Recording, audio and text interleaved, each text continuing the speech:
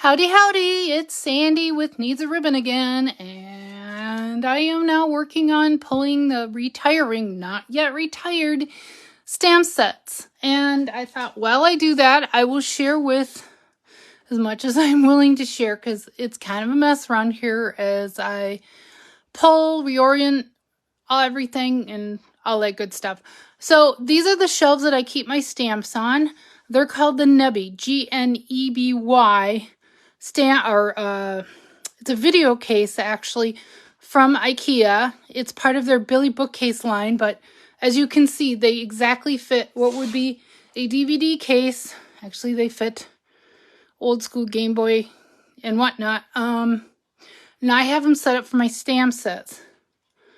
Honestly, at some point, I would love to hang these on the wall and hang them sideways, but I have 4 of them. As you can see, it's enough room on the bottom there.